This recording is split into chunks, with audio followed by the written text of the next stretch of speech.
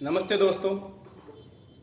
दिल्ली के जहांगीरपुर में हनुमान जन्मोत्सव पर इस्लामिक जिहादियों द्वारा जिन ईंट रोड़ों से, पत्थरों से, तलवारों से, चाकुओं से, पिस्टल से, जिस भी सामान से हमारे हिंदू भाइयों पर हमला किया है या सांप्रदायिक हिंसा को बल दिया है, वो घटना बेहद निंदनीय है और ये बिल्कुल कायराना हमला है। और ये हमला आज पहली बार नहीं हुआ, इतिहास उठाकर देख लो, अब ऐसे बहुत सारे हमले मिल जाएंगे आपको, सैकड़ों में गिनती, हजारों में गिनती है नहीं हमलों की, लेकिन हमने इनसे कुछ नहीं सीखा।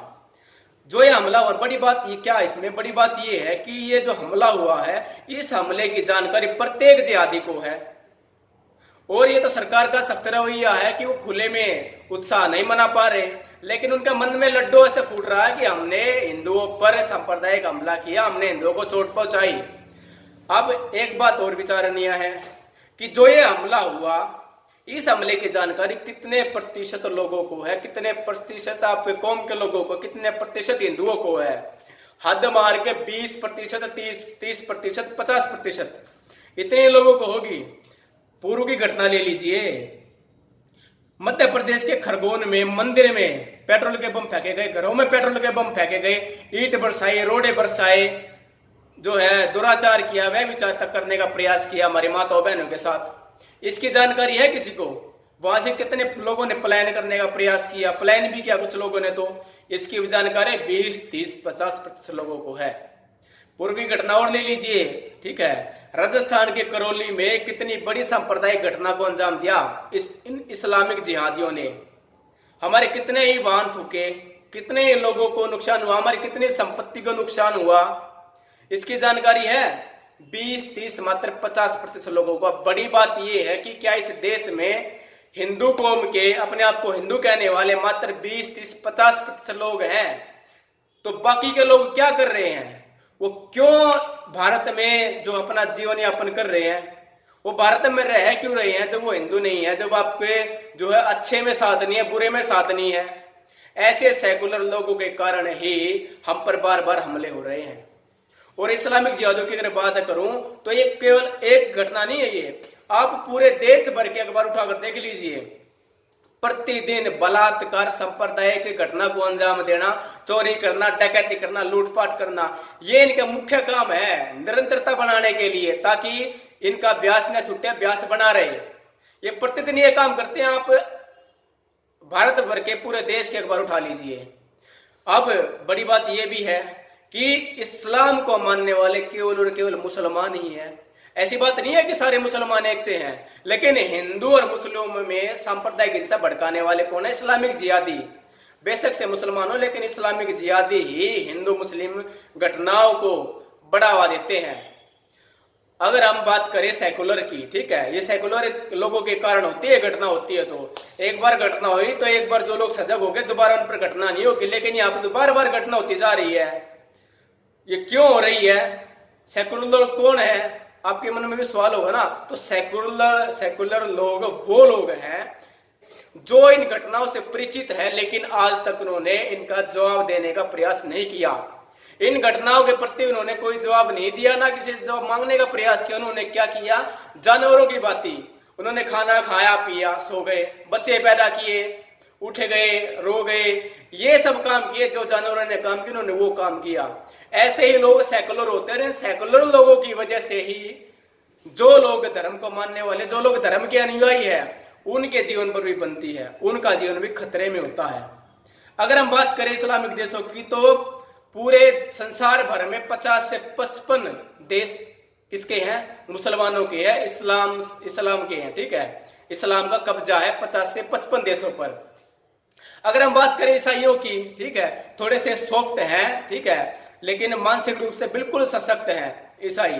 वैसे डायरेक्ट हमला नहीं करते, लेकिन किताबों में करना, मतलब बुद्धि से प्रयोग लेते हैं वो, ठीक है। उनके भी कितने देश हैं? 100 से अधिक देश उनके भी, जिन पे उनका कब्जा है।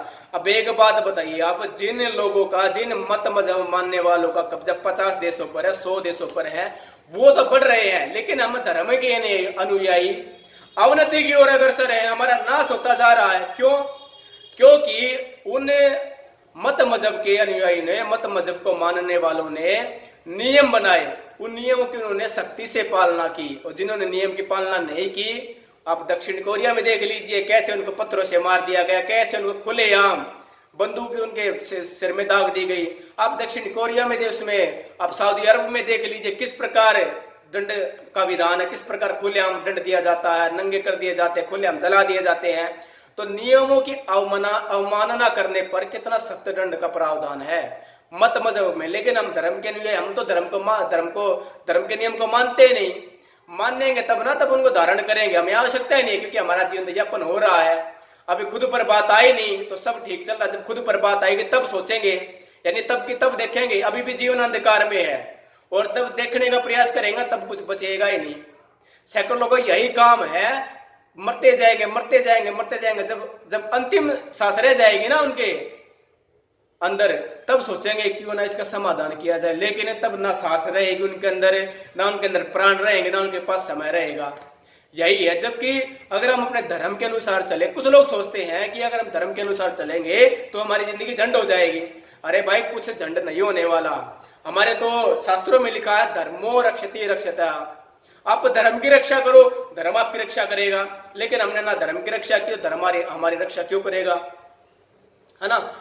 हमारे शास्त्रों में लिखा गया है कि आप ऐश्वर्यवान बनो, आप बलवान बनो, आप विद्यावान बनो, आप जो है करोड़ों की, लाखों की, अरबों की संपत्ति के मालिक बनो। ये भी लिख दिया साथ के साथ में कि आप 1000 हाथों से कमाओ और 100 से दान भी करो। गलत लिखा है।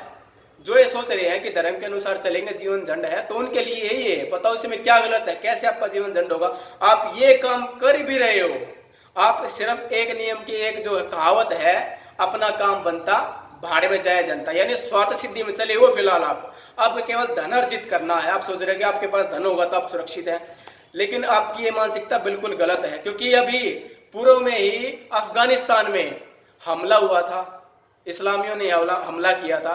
तो जिन लोगों के पास लाखों की संपत्ति थी, करोड़ों की संपत्ति थी, अरबों की संपत्ति थी, क्या वो सुरक्षित थे? क्या उनके घर बार सुरक्षित थे? उन्हें अपनी जान बचाने के लिए वहां से भागना पड़ा। इसी प्रकार कश्मीर का ले लीजिए। कश्मीर में आज से 30-32 साल पूर्व जो लोग भागे थे, क्या उनके पास संपत्ति नहीं थी, धन नहीं था, जायदाद नहीं थी, क्या नहीं, सब कुछ था, लेकिन उनको भी भागना पड़ा। ठीक है। इसी प्रकार महमूद गजनबी भारत में आया तो खाली आता था, लेकिन जब गया तो ऊंट, घोड़े, हाथी सब में हीरे जवाहरात लेके गया भर के। आप तो धन कमाने का प्रयास करते हो, लेकिन वो लूटने का प्रयास करते हैं। साथ के साथ इस धन को बचाने के लिए क्या लिख दिया वेदों में कि कृण्वंतो विषम आर्यम अपगनंतो अरावण है। आपको अपनी उन्नति में संतुष्ट नहीं रहना, आपको सबकी उन्नति करवानी, आपको सबको आर्य बनाना, सबको विद्या देनी, सबको बलवान बनाना, सबको सामर्थ्यवान बनाना है। आपको स्वयं नहीं बनना। ये मत सोचिएगा कि आपके पास केवल धन होगा तब सुरक्षित है। आपके इर्द गिर्द वाले लोग जब विद्या से परिपूर्ण होंगे, धन से परिपूर्ण होंगे, बलवान होंगे, उनके पास बुद्धि होगी, विवेक होगा, तब जाकर आप सुरक्षित हैं। और साथ के साथ अपगनन तो अरावण है।